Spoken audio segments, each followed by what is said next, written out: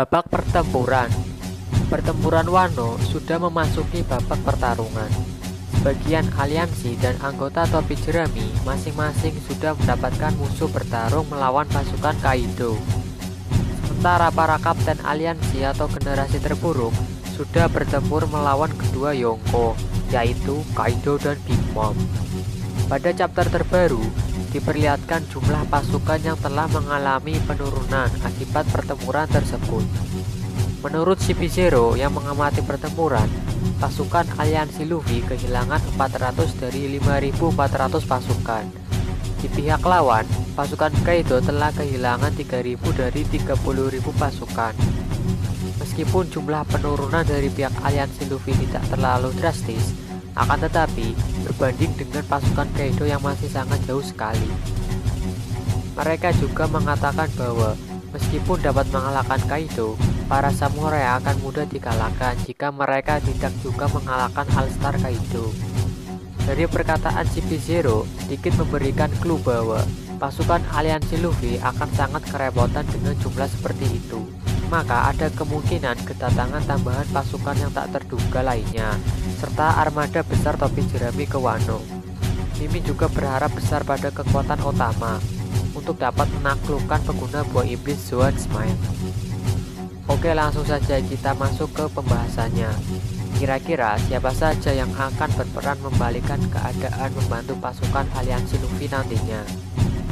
Otama dan pengguna buah iblis Smile Zoan. Tama merupakan anak dari negeri Wano. Ia berasal dari desa Amigasa, Kuri, negeri Wano. Ia merupakan pemakan buah iblis tipe Paramecia yang belum diketahui jenisnya. Kemampuan dari buah iblis ini yaitu ia dapat menjinakkan hewan-hewan, serta pengguna buah iblis Zoan Smile. Akan tetapi, kekuatan ini apakah juga berlaku pada pengguna buah iblis Zoan normal? Jika bisa, maka kekuatan Tama akan overpower. Bayangkan Kaido memakan Gibi Dango milik Tama. Sejauh ini kita diperlihatkan kekuatan dari buah iblis Tama berefek pada hewan dan pengguna buah iblis Smile. Contoh saat pertemuan pertama dengan Luffy, Tama dapat menjinakkan monyet raksasa. Kemudian hal yang sangat mengejutkan yaitu ternyata buah iblis Tama dapat menjinakkan pengguna buah iblis Smile. Contoh saat Tama menjinakkan salah satu pasukan Kaido yaitu Speedy. Hal ini juga terjadi lagi saat Tama menyusup sampai penjara Udon. Ia dapat menjinakkan Babanuki, kepala penjaga penjara Udon, sehingga Udon dapat dikuasai oleh Luffy dan aliansi. Risma itu, Mimin berharap lebih pada kekuatan Tama untuk menjinakkan para pengguna buah iblis Smile yang cukup banyak. Sehingga dengan dijinakannya para pengguna buah iblis Smile, maka pasukan aliansi Luffy akan bertambah. Sekarang posisi Tama bersama dengan Nami dan Usopp. Kita juga berharap Usopp akan membuat keajaiban untuk mengajak musuh menjadi temannya. Hal ini juga ia pernah lakukan saat arc Enies Lobby. Raksasa penjaga gerbang Enies Lobby beralih menjadi sekutu Luffy karena Usopp mengatakan fakta yang sebenarnya mengenai kapten mereka. Usopp juga mengatakan bahwa angkatan laut telah menipu mereka. Usopp juga berperan dalam kemenangan di Dressrosa. Dengan keahlian kebohongannya, ia mendapatkan sekutu dari suku Tonanta. Dalam arc Wano ini, Mimin berharap Usopp dapat membuat suatu keajaiban untuk mendapatkan sekutu baru dari pasukan Kaido, beserta dengan Otama dengan kekuatan buah iblisnya. Mimin berharap mereka dapat mengembalikan keadaan dalam menghadapi musuh-musuh kuat, khususnya Tobiropo.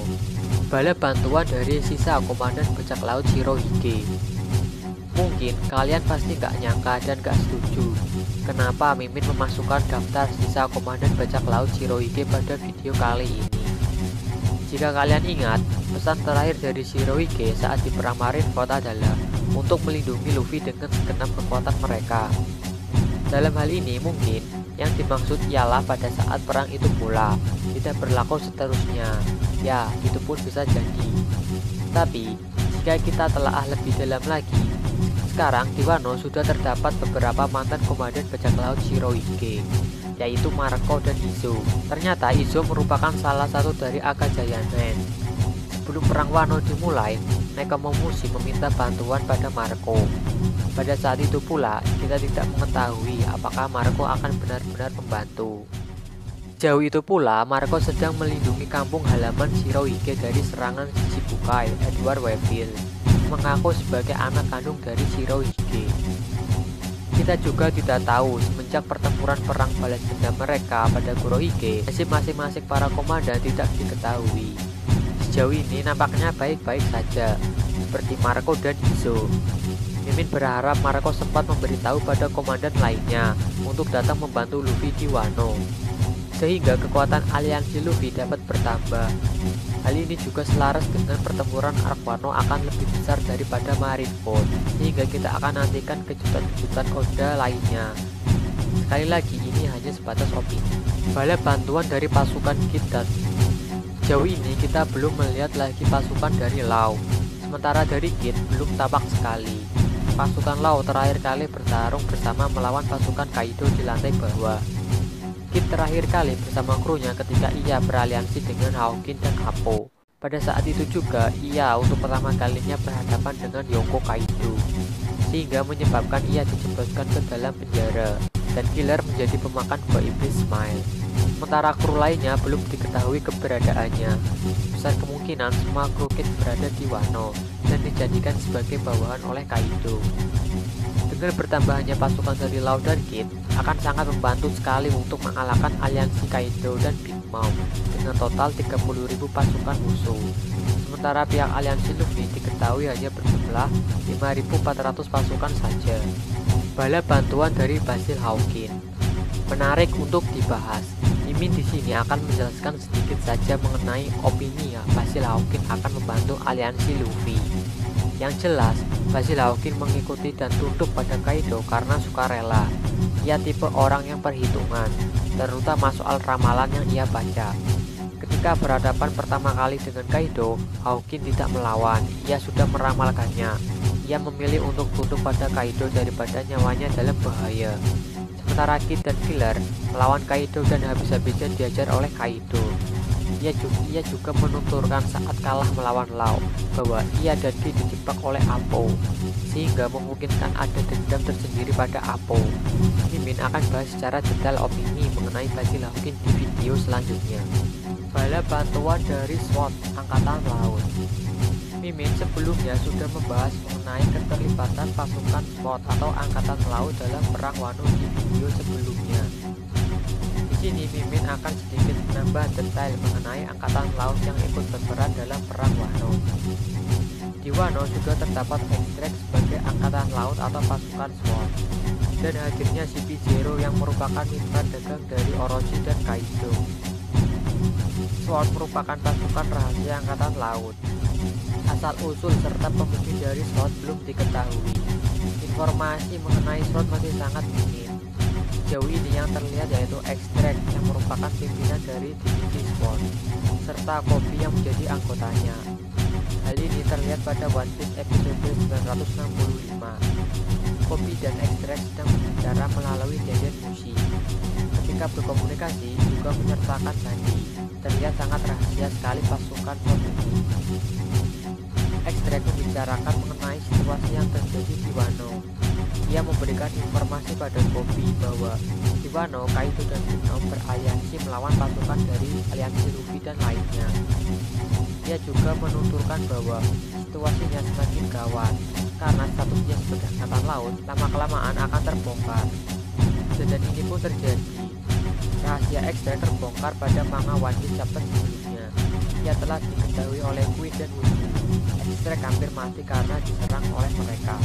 Setelah rahasianya terbongkar, ia meminta bantuan pada Luffy untuk bergabung dalam aliansinya. Hal ini mudah saja diterima oleh Luffy, akan tetapi ditolak keras oleh Zoro dan Jinbe. Pada akhirnya, ekstrak tetap diterima meskipun mendapat penolakan keras dari Jinbe dan Zoro.